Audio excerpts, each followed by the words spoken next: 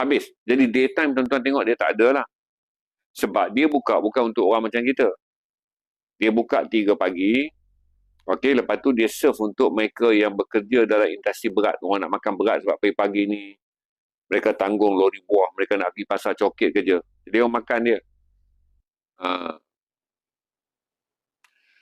Saya bukan kaki nasi Minang pun.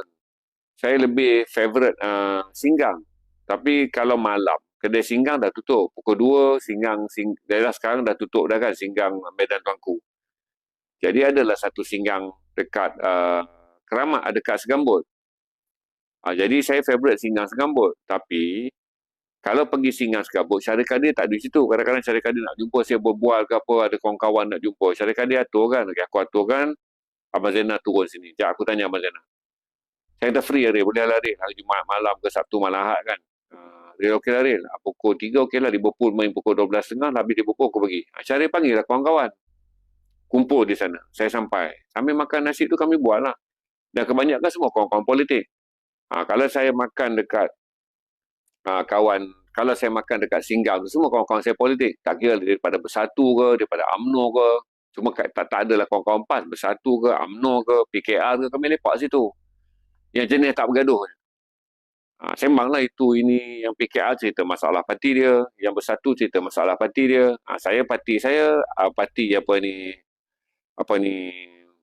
PSA, Parti Selamat Asrin. Saya ceritalah masalah saya pula. Saya punya presiden parti dia buat album baru. Sekarang dia pun tak tumpu banyak pada hal-hal parti.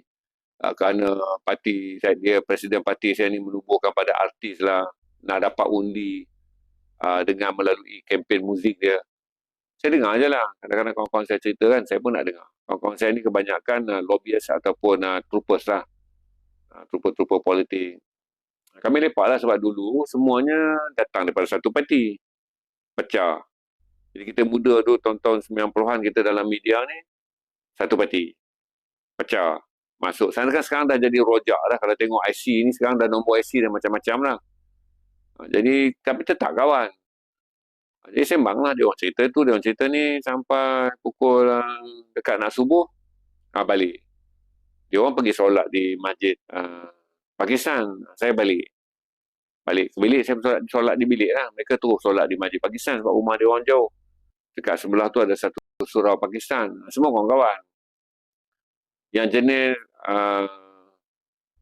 datang bercerita tentang benda-benda yang bukan undi apa semua lah. Konflik parti dia macam ni. Apa jadi, kenapa orang ni macam ni. Jadi cerita. Saya pun dengar-dengar gitu je lah. Saya pun dah tak berminat banyak. Tapi saya raikan kawan-kawan saya ni sebab